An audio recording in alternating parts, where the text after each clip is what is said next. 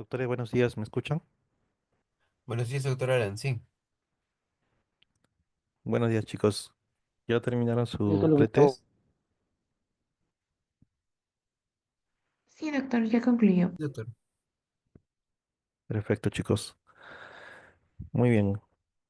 Entonces, vamos a iniciar esta presentación del día de hoy. Quien les habla es el doctor Alan Calderón. Soy médico fisiatra del Hospital Rebagliati y se me ha encargado brindarles esta presentación sobre el tema de rehabilitación cardiovascular y respiratoria. Así que bueno, vamos a empezar.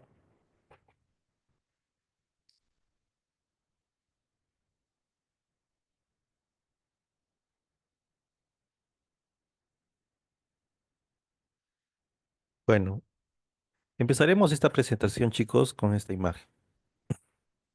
Frente a ustedes se encuentra un paciente, como ven, en cuidados intensivos, ¿no? Un paciente adulto que ha sido operado de una angioplastía, ¿sí? Una angioplastía coronaria, pero bueno, durante su hospitalización presenta una infección hospitalaria, en este caso una infección por SARS-CoV-2 que ha generado una neumonía, ¿no? El paciente se encuentra, como ustedes pueden visualizar, en ventilación mecánica invasiva. Felizmente el paciente se encuentra hemodinámicamente estable, ¿sí? Está en ventilación mecánica invasiva, como pueden visualizar, está monitorizado y bueno, eh, ¿considerarían ustedes que este paciente puede ser beneficiario de algún proceso de rehabilitación, sea cardíaca o respiratoria? ¿Qué opinan? Sí, Muy bien, su compañera nos dice que sí. ¿Qué tipo de intervención creería, doctora, que podría recibir este paciente? una rehabilitación cardiopulmonar. Muy bien. Como menciona su compañera, este paciente padece de patología cardiopulmonar. Así es. Entonces, dentro de su proceso de recuperación e integrado en su plan de tratamiento, el paciente va a ser beneficiario de rehabilitación cardiopulmonar. Así es. El mismo paciente, como pueden visualizar, con ventilador mecánico, con tubo endotraqueal, ¿sí? En cama y posteriormente de pie, puede realizar ciertas actividades físicas bajo la monitorización del personal encargado, ¿no? En este caso, el equipo de rehabilitación liderado por el médico fisiatra, ¿no? Entonces, como pueden ver, este paradigma que se tenía anteriormente de que el paciente en cuidados intensivos no se podía movilizar, es eso, es un paradigma. Actualmente la mayoría de programas de intervención de un paciente de cuidados críticos eh, promueve la movilización precoz del paciente, el ejercicio temprano, la fisioterapia respiratoria para facilitar el proceso de recuperación de estos pacientes. Entonces, existe la importancia de que ustedes conozcan los beneficios de la rehabilitación cardíaca respiratoria, pues sí, porque como les digo, la mayoría de programas terapéuticos en diferentes áreas, sea cardiología, neumología, cuidados críticos, emergencia, promueve el uso de la rehabilitación cardíaca en sus diferentes etapas, ¿no? Frente a ustedes estaremos en una etapa inicial, rehabilitación cardíaca hospitalaria, rehabilitación pulmonar hospitalaria. Pero seguramente este paciente luego será dado de alta y requerirá un tratamiento ambulatorio y luego comunitario. ¿Ok? Muy bien. Entonces es eso, la rehabilitación, como bien saben ya seguramente durante sus presentaciones anteriores, la Organización Mundial de la Salud define la rehabilitación como un conjunto de intervenciones diseñadas para optimizar el funcionamiento.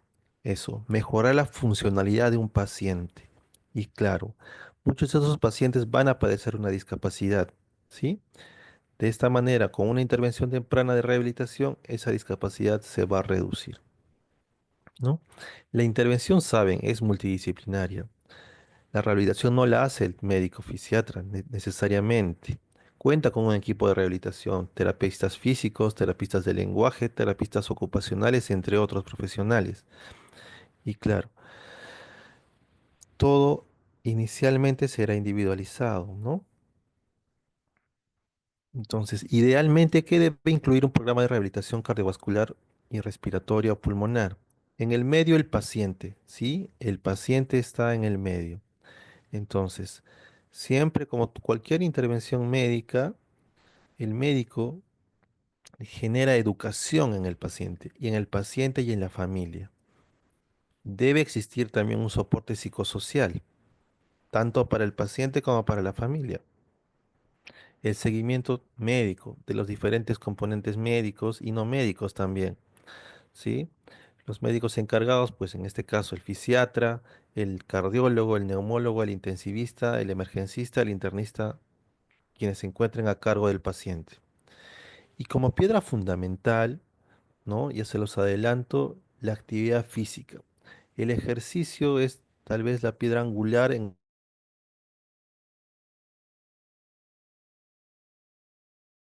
el tratamiento de rehabilitación de estos pacientes. Sus presentaciones en las diferentes charlas que les han dado, el ejercicio es, el ejercicio se considera pues la piedra angular en el tratamiento de estos pacientes. ¿Ok? ¿Se me escucha bien, chicos? Ahora sí, doctor, sí. Ok, gracias. Muy bien. Y estos hallazgos, esta descripción de los resultados del beneficio de la actividad física del ejercicio no son recientes, para nada recientes. Estas publicaciones, vean ustedes, Barrington y Haswell, 1845, Filadelfia. Estos médicos, pues, describieron dentro de sus hallazgos que sus pacientes cardíacos que habían padecido de infarto cardíaco, de alguna patología cardíaca, pues un grupo de estos pacientes ya no regresaba a su consulta, ¿no? Y les llamó mucho la atención. Entonces, investigando, se dieron con la sorpresa de que este grupo de pacientes trabajaba en unos aserraderos en la ciudad. Entonces, asociaron que la actividad física que desarrollaban estos pacientes después de haber padecido un infarto, pues les beneficiaba en reducir reingresos y complicaciones posterior a su proceso cardíaco o su patología cardíaca. Entonces vean ustedes, ya este beneficio de la actividad física del ejercicio se viene describiendo pues hace muchos, muchos años, ¿no? Entonces no es nada nuevo. En la actualidad pues contamos con diferentes mm, tecnologías, ¿no? Realidad virtual, ¿no?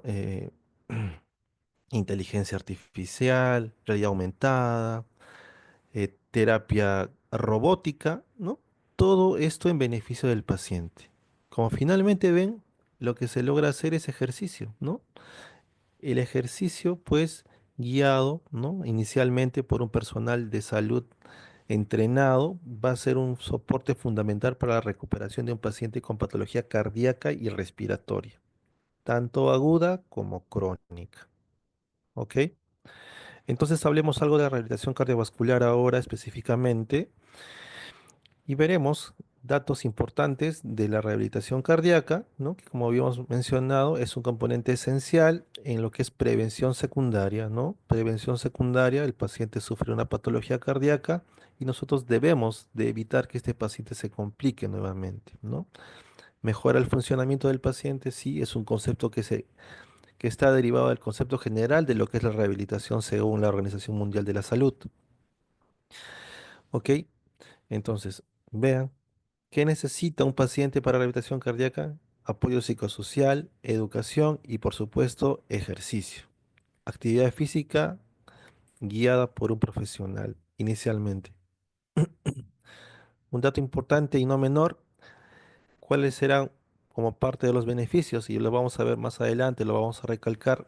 Reduce las readmisiones hospitalarias, vean, hasta un 56%.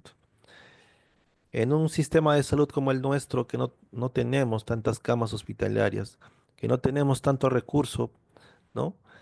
Reducir la readmisión hospitalaria es algo, pues, importante, ¿no? Para el sistema de salud y, por supuesto, para el propio paciente, claro.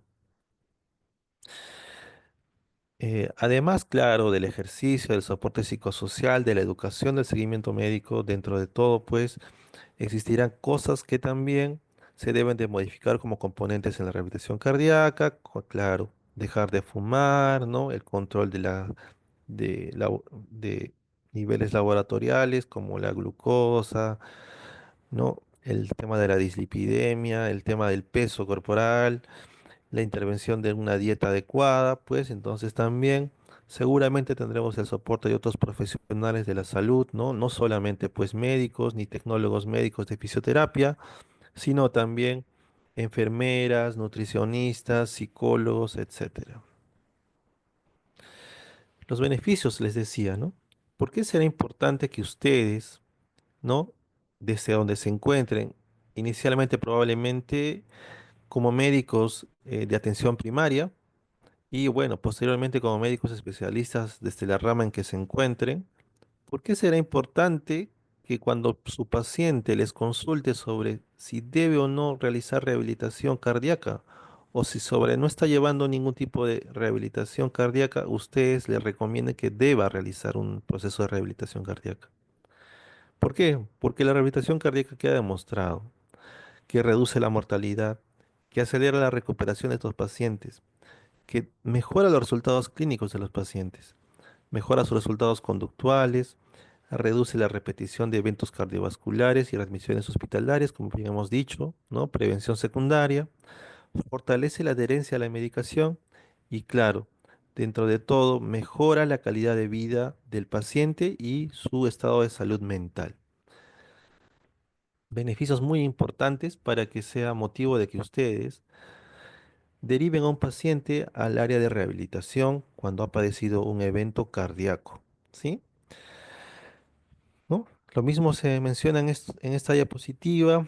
Uno de cada dos pacientes no vuelve a su capacidad del trabajo normal después de un ataque al corazón. Entonces es importante que el paciente ingrese a un proceso de rehabilitación. Recuerden que la rehabilitación es integral, incluso se abarca el tema ocupacional, ¿no? Entonces, quien mejor va a poder ver a estos pacientes posterior al tratamiento inicial de cardiología, pues será el área de rehabilitación. Muy bien. El tema de las readmisiones hospitalarias, nuevamente, sí, se los menciono, se reduce en el tema de readmisiones hospitalarias para estos pacientes. ¿Qué patologías se tratan? Les diré que toda patología cardíaca que se encuentre hemodinámicamente estable será beneficiaria de algún tipo de intervención de rehabilitación.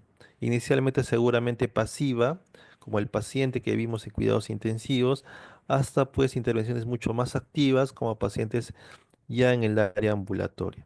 Infartos, posoperados de corazón, ¿no? Angioplastías, pacientes con anginas, insuficiencia cardíaca, portadores de marcapasos, trasplante cardíaco, ¿sí? En pretrasplante y posttrasplante es fundamental la intervención de rehabilitación, etcétera.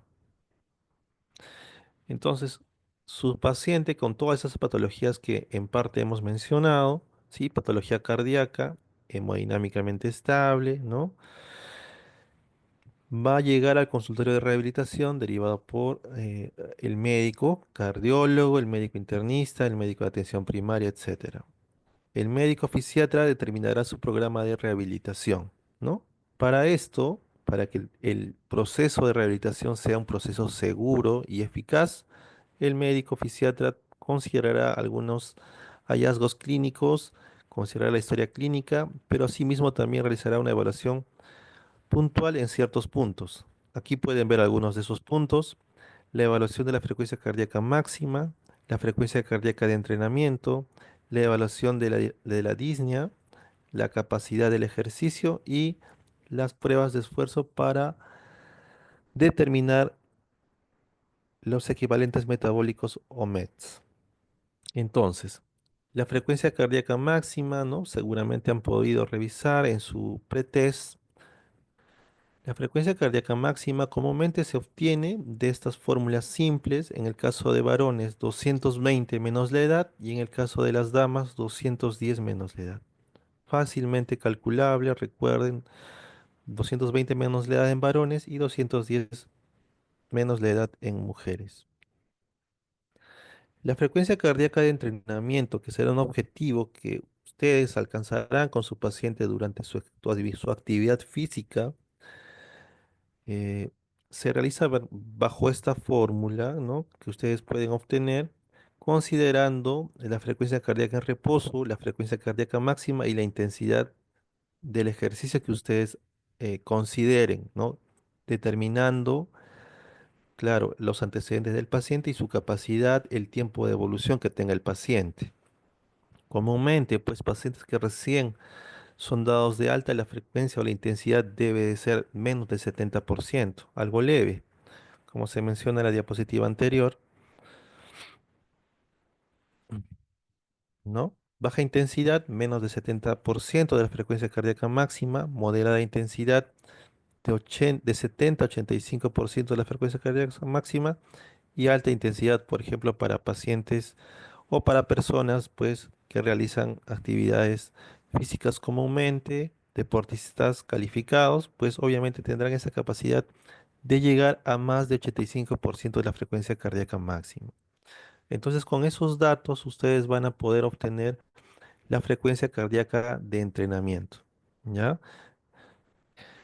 Y con eso podrán tener mayor seguridad de que el paciente se encuentre en intervalos seguros durante su actividad física que, como les decía, inicialmente es monitorizada por un personal de salud. Este es un ejemplo que considera, por ejemplo, a un paciente de 50 años, 70% de la frecuencia cardíaca y 80 latidos por minuto como frecuencia de reposo. Es un ejemplo, lo pueden revisar. Otro componente a considerar es la sensación de la disnea o dificultad respiratoria, ¿no?, al esfuerzo físico, ¿no? Entonces, para eso se describe la escala de Borg modificado. La escala de Borg modificado es una escala subjetiva, como pueden ver, ¿no? Al igual que la escala analógica del dolor o el EVA, ¿no? Es subjetiva, ¿sí? Y va de 0 a 10. Mientras más confortable sea el ejercicio, estaremos pues más cerca al 0 que al 10, como pueden ver. Entonces, durante una actividad física, por ejemplo, a un paciente que ha sido pues recientemente dado de alta, tendremos que acercarnos principalmente a la sensación de confort, ¿no? Reposo muy suave o suave. No podremos irnos hasta el extremo del 8, 9 o 10, que son frecuencias, sensaciones pues extremas, ¿no?, que pueden poner en riesgo al paciente, ¿no? Entonces, la escala de Borg planteada debe bordear entre 0, 1, 2, tal vez 3 inicialmente. ¿Ok? La evaluación de la capacidad del ejercicio se realiza mediante la prueba de la marcha de los 6 minutos, ¿ya? Y aquí comúnmente pues se monitoriza a un paciente, la frecuencia cardíaca, ¿no?, la saturación de oxígeno, el grado de disnea mediante la escala de Borg modificado para determinar la capacidad que tiene el paciente, qué distancia podrá caminar en 6 minutos este paciente, ¿no? Comúnmente, como pueden ver, los datos refieren que una persona puede comúnmente caminar entre 400 a 700 metros en 6 minutos. Es un dato importante a tener en consideración para determinar qué capacidad física va a tener el paciente, qué tipo de ejercicio va a realizar, cuánto tiempo lo va a realizar. Un dato no menor, creo, y muy importante es determinar mediante las pruebas de esfuerzo los equivalentes metabólicos o METs, ¿no? Sabemos que un MET, sí, es un equivalente metabólico y equivale al gasto de energía de una persona en reposo, no sentada. Es lo mínimo que requiere una persona para estar sentada en reposo. Mililitros de oxígeno por kilo por minuto. se obtiene mediante las pruebas de esfuerzo, ¿no? Entonces, todas las actividades físicas que nosotros realicemos, ¿no? De nuestras actividades comunes en la vida diaria, se van a medir en METs. ¿Cuántos equivalentes metabólicos necesitamos, por ejemplo, para vestirnos? 2,5 a 3,5 METs.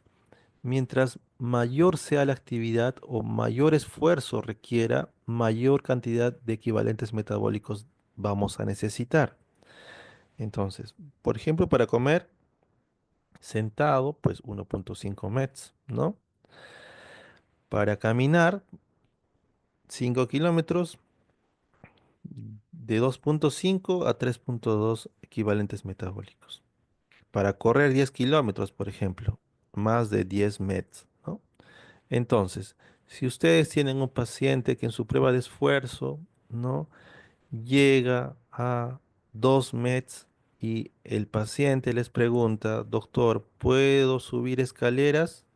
Pues obviamente que no, porque para que pueda tener esa capacidad de subir escaleras, el paciente por lo menos debe llegar a 9 METs.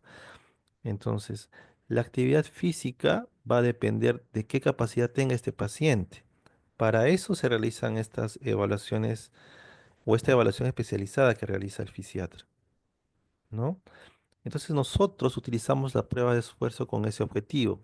Determinamos los equivalentes metabólicos para ver si es seguro iniciar el programa de rehabilitación, qué tipo de ejercicio realizará, cómo lo realizará, en cuánto tiempo lo realizará.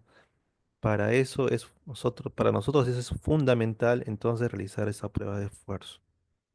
¿Ya? Claro, en cardiología también se utiliza, sabemos, para, por ejemplo, ver la respuesta de los fármacos, hacer un diagnóstico frente a un dolor precordial o determinar arritmia durante el ejercicio. Pero en rehabilitación, recuerden, en rehabilitación cardíaca el objetivo es determinar si será seguro o no realizar ciertas actividades físicas en un programa de rehabilitación. Existen diferentes formas de realizar las pruebas de esfuerzo, esto dependerá de cada paciente y su capacidad, ¿sí? Dentro de ellas y las más utilizadas tenemos el protocolo de Bruce, por ejemplo, ¿no? Dentro de estas, nosotros en rehabilitación, por el tipo de paciente que tenemos, por ejemplo en el Seguro Social, utilizamos más el protocolo de Bruce modificado. El protocolo de Bruce, como pueden ver, son 7 etapas en las cuales se considera tiempo, velocidad pendiente, velocidad y la pendiente de la banda sin fin.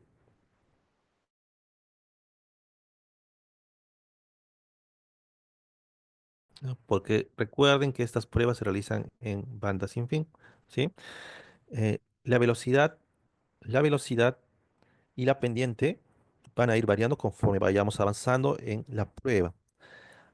Entonces, muchas veces en pacientes, pues, que padecen de algún impedimento físico o alguna incapacidad física, pues suele ser, digamos, un incremento muy brusco, rápido, este cambio de velocidad y de pendiente en un protocolo de Bruce tradicional. Así que para eso se cuenta con el protocolo de Bruce modificado, ¿no? Pacientes mayores o que no tienen un entrenamiento regular, pues utilizamos este protocolo de Bruce modificado que empieza pues con etapas de velocidades más lentas y sin pendiente, ¿no? Entonces le permite adaptarse mejor al paciente y le permite completar la prueba.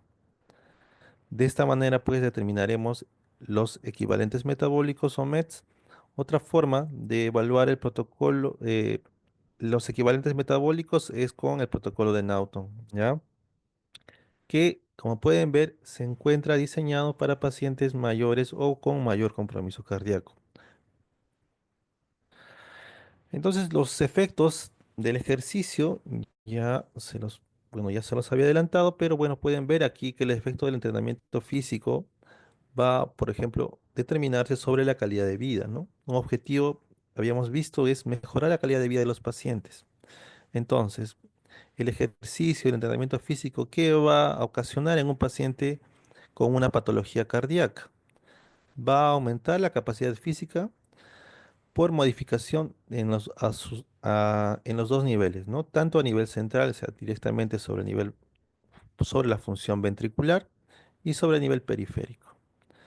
Además, claro, de efectos sobre el descenso de la frecuencia cardíaca, la presión arterial sistólica, el nivel respiratorio y el nivel psicológico, ¿ya? Los efectos no solamente se darán sobre la calidad de vida del paciente, ¿sí? Sino también sobre el pronóstico de estos pacientes, ¿no? Habíamos dicho que el entrenamiento físico, el ejercicio, el programa de rehabilitación reducía, ¿no?, las readmisiones hospitalarias, ¿no? Es fundamental con el tema de la prevención secundaria, ¿sí? Entonces, Eh, de efectos indirectos, pues como pueden ver, aumenta el HDL, reduce el LDL, mejora la hipertensión arterial, ¿no? Menor porcentaje, reduce el porcentaje en caso de fumadores, mejor control de la diabetes, disminución del porcentaje de obesidad y menor nivel del patrón de conducta tipo A, ¿no? En pacientes que tienen ese tipo de conducta, por ejemplo, los pacientes cardíacos. Efectos directos sobre el pronóstico, pues como pueden ver, tanto a un nivel trombogénico, ¿no? Nivel miocárdico, mejoría de la función ventricular, endotelial, etcétera. Pues como pueden ver, los efectos tanto sobre la calidad de vida y sobre el pronóstico son pues considerables. O sea, no se tiene que derivar a un paciente cardíaco a rehabilitación. O sea, no puede existir un paciente cardíaco que se encuentre en control y no esté o haya sido evaluado por lo menos en un área de rehabilitación cardíaca. Contraindicaciones absolutas en el tema del ejercicio en rehabilitación cardíaca. Como pueden ver, este listado, pues, si ven algo en común es que estos pacientes seguramente están hemodinámicamente inestables. Y yo desde la primera diapositiva les dije, paciente hemodinámicamente estable. Y para esto, pues, tiene que haber una estrecha relación con el médico a cargo, ¿no? El cardiólogo, el intensivista, el neumólogo, etcétera. Entonces, la decisión de la intervención será en conjunto, pero está a cargo de médicos, pues, ¿no? No es el personal no médico quien se va a encargar de definir si el paciente entra o no a rehabilitación, ¿no? Porque los conceptos médicos van más allá de un concepto de un tecnólogo médico, ¿no? O un terapista físico.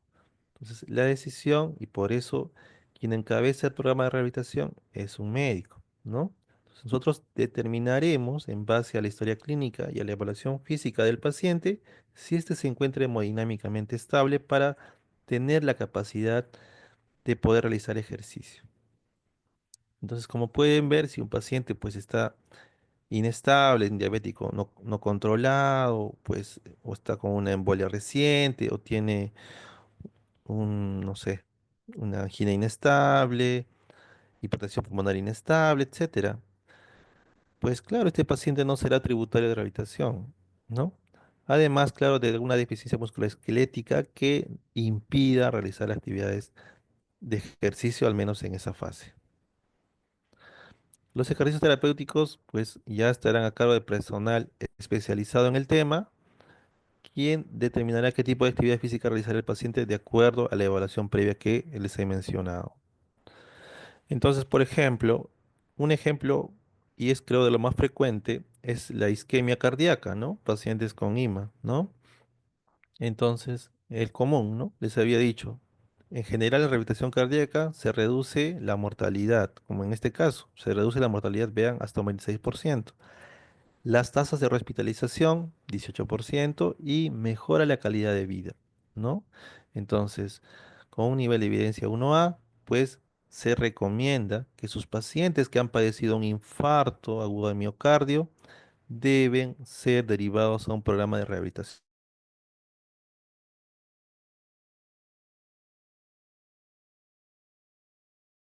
cardíaca, ¿sí? Entonces, derivar a sus pacientes cardíacos a rehabilitación. Las fases de rehabilitación dependerán del estado en el que esté el paciente y el momento en el que se encuentre, ¿no? Hay fases, fase hospitalaria, fase ambulatoria y fase de mantenimiento. La fase uno generalmente es la hospitalaria, se va a dar en cuidados intensivos, una área de hospitalización. Entonces, como pueden ver, En este caso, por ejemplo, se menciona que a la semana el paciente ya debe estar caminando, ¿sí?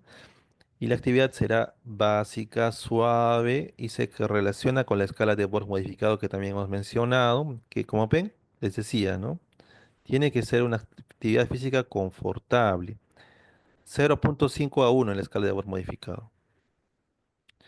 La fase 2, pues ya se realizan las pruebas de esfuerzo, ¿no? Generalmente se recomienda, como ven aquí, el protocolo de Bruce modificado, ¿sí? La actividad física será progresiva, por lo menos 30 minutos y gradualmente se irá incrementando. Las fases de mantenimiento ya se realizarán de forma ambulatoria en un gimnasio o también en algunos programas de rehabilitación ambulatoria, pues hospitalaria, pero que ya son de mantenimiento, ¿no? Entonces, eso con respecto a lo que es rehabilitación cardíaca, chicos, ¿ya? Entonces, en el tema de rehabilitación pulmonar hay muchos temas en común, como van a ver. Eh, los objetivos son los mismos, ¿sí?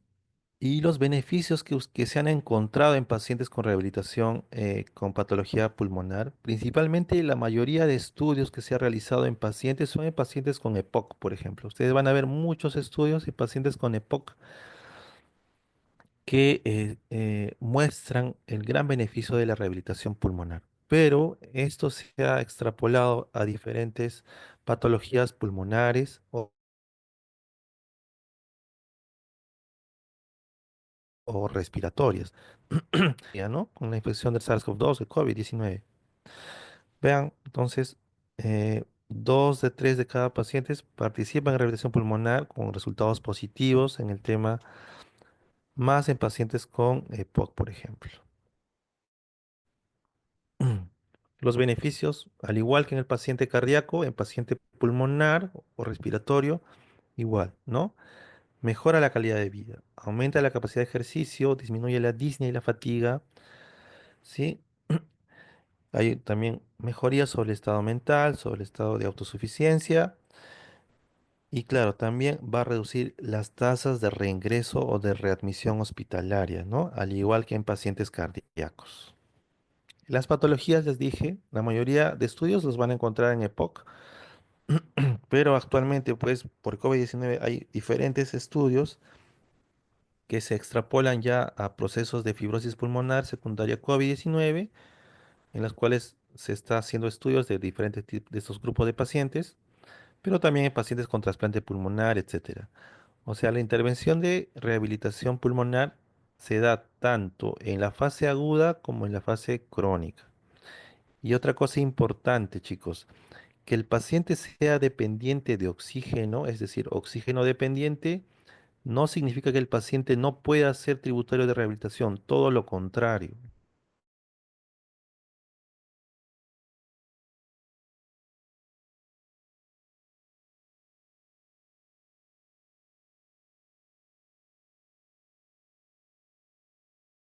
¿Ya? Las áreas de rehabilitación de oxigenoterapia, no solamente alto flujo cánula, incluso,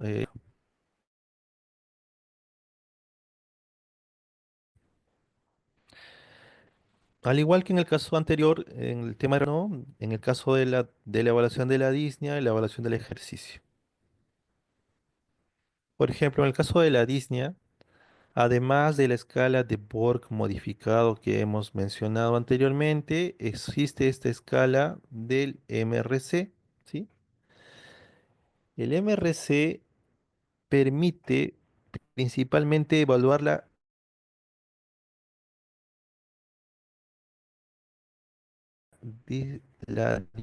dificultad respiratoria de la disnea, sobre todo en el ámbito de actividades de la vida diaria. El MRC y, ¿no? ¿Qué es esta, no? Escala subjetiva, recuerden, chicos, va de 0 a 10. Mientras más extenuante sea, estaremos más cerca al 10.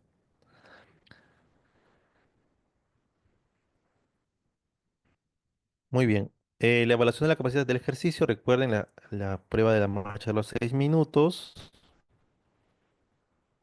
Y bueno, como un ejemplo, pues dentro de todo, así como mencionamos el beneficio de la rehabilitación cardíaca en IMA, pues entonces en COVID-19, pues ustedes seguramente escucharon o leyeron o se informaron sobre los beneficios de la rehabilitación respiratoria en este grupo de pacientes, ¿no?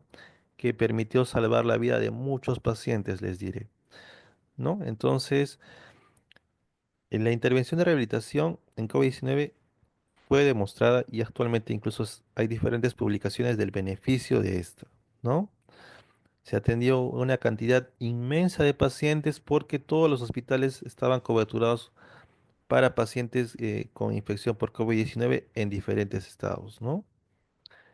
Y la intervención se realizó o se realizaba desde la fase aguda. Entendemos que a la fecha, pues por la vacunación, los casos son menores, pero hay casos y si el paciente tiene un compromiso de su sistema inmune, estos pueden llegar a ser severos y terminar en cuidados intensivos. Por ende, la intervención de este tipo de pacientes se continúa realizando y se realiza desde las fases agudas hasta las fases crónicas, ¿no? Si bien el pulmón es el área más afectada, es el órgano más afectado, porque sabemos que genera una neumonía, ¿sí? ¿No? Un síndrome de distrés respiratorio, pues también sabemos que va a afectar otros órganos, ¿no? Por eso la Organización Panamericana de Salud promueve, ¿no? Que no solamente se enfoque al tema pulmonar, sino que, claro, también al tema físico, al tema cognitivo, entre otros. Mencionábamos el tema de la afección pulmonar, es lo principal, por supuesto, y claro, les decía, los eventos agudos, pues seguramente han disminuido, sobre todo en el tema de severidad, gracias a las vacunas, pero estos pacientes, actualmente muchos de ellos presentan enfermedad pulmonar fibrótica, ¿no? Muchos de estos pacientes se encuentran en lista de espera para trasplante pulmonar. Son oxígeno dependientes algunos de ellos y por eso nosotros todavía abordamos a estos pacientes para mejorar su calidad de vida mientras están a la espera de tratamientos pues definitivos como en algunos casos trasplante pulmonar, ¿no? Las complicaciones respiratorias pues por COVID-19 sabemos que son variables. Con el tema de la vacunación, esto sabemos que ha disminuido en severidad, pero de igual forma, ¿no? Les digo que todavía hay casos que se siguen tratando, por ejemplo, en el hospital. Las recomendaciones de rehabilitación respiratoria para pacientes con COVID-19, y en la mayoría de casos esto es muy similar, ¿sí? Para pacientes sobre todo con neumonías, por ejemplo. Como pueden ver, los criterios de seguridad se centran en la estabilidad también. Estabilidad respiratoria, nerviosa, cardiovascular y claro, también otras como el tema de que el paciente no esté febril, que no esté cursando con sepsis, que no haya hemorragias ni fallas pues orgánicas de órganos clave como el hígado y el riñón.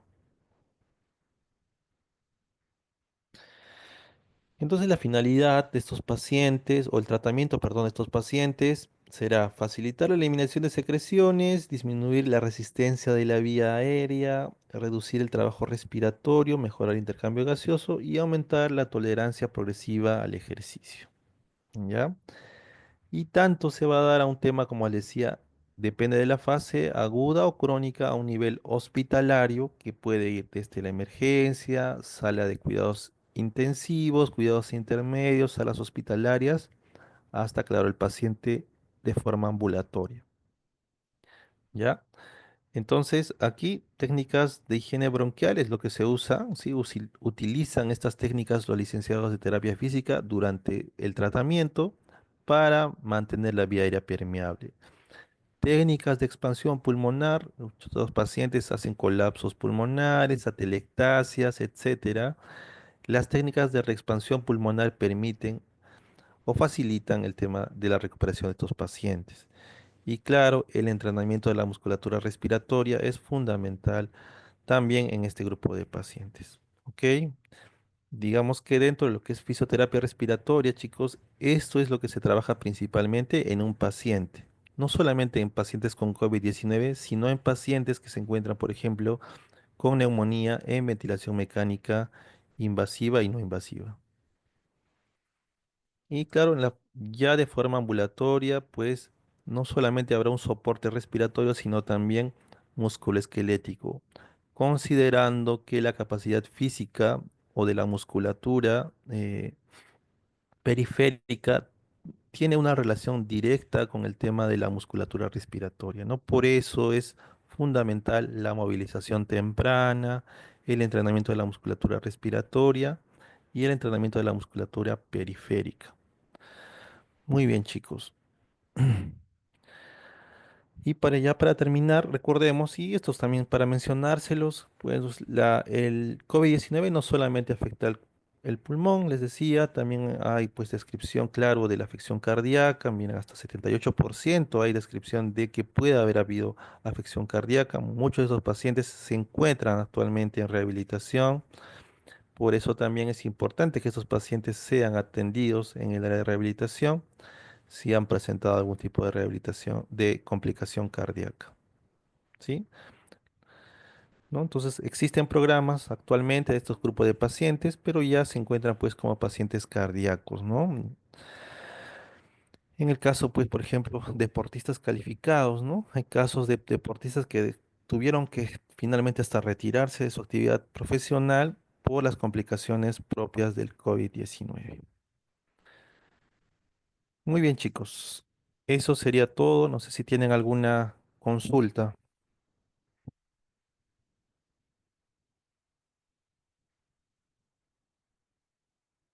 Una consulta, doctor. A nivel Sí, doctor. nacional, ¿qué centros de referencia y qué lugares hacen rehabilitación cardíaca, por ejemplo? ¿Qué lugares tienen programas de rehabilitación cardíaca? Muy buena pregunta, doctor. Bueno, en nuestro país, pues, eh, el tema de rehabilitación cardíaca generalmente de forma organizada como programas o unidades de rehabilitación cardiopulmonar en general, principalmente se van a encontrar en los hospitales de mayor nivel, ¿no? En el caso de salud, en las cabezas de red, ¿no? Hablamos del Hospital Rebagliati, Hospital Almenara, Hospital Sabogal. Y en el caso del Ministerio de Salud, también en hospitales de mayor complejidad, seguramente, ¿no? 2 de Mayo, Loaiza, eh, seguramente también el Hospital Hipólito Unanue y, claro, también el Instituto Nacional de Rehabilitación. No tenemos un instituto propio y, claro, me estaba obviando también el Instituto Nacional del Corazón, el INCOR, en el tema de salud, ¿no? Que también cuenta con un programa especializado en el tema de rehabilitación cardíaca.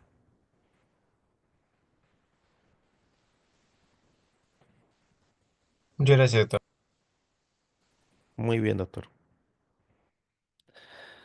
Muy bien, chicos. Solo pues para recordarles y bueno, otra vez mencionarles, ¿no? La importancia de esto, ¿no? Entonces ustedes pues van a estar, como les decía en algún momento, como médicos de atención primaria o médicos residentes, ya o médicos especialistas, ¿no? O van a tener familiares seguramente con una patología cardíaca o respiratoria que seguramente en inicio fue aguda y es crónica. Todo este grupo de pacientes van a encontrar algún tipo de beneficio con un proceso de rehabilitación, ¿ya? Así que debemos promover eso, pues promover algo que ya está demostrado, está estudiado, está recomendado, ¿no? La Organización Mundial de la Salud promueve la intervención de rehabilitación como medida de prevención secundaria. Así que, bueno, es por eso que ustedes están haciendo este curso, ¿ya? Las cosas específicas de cada tema, pues ya es menester del especialista, pero ustedes deben conocer el beneficio de cada programa de rehabilitación en las diferentes áreas y derivar a su paciente a tiempo. Muy bien, chicos. Entonces, si no hay más preguntas, los dejo para que puedan avanzar con su post-test y ya nos estamos viendo más adelante. Muchas gracias. Muchas gracias, doctor. Buenos Gracias, días. doctor. Hasta luego. Gracias, doctor. Gracias, doctor. Hasta luego. Gracias, doctor. Hasta luego, doctor. Gracias, hasta luego. Hasta luego, chicos.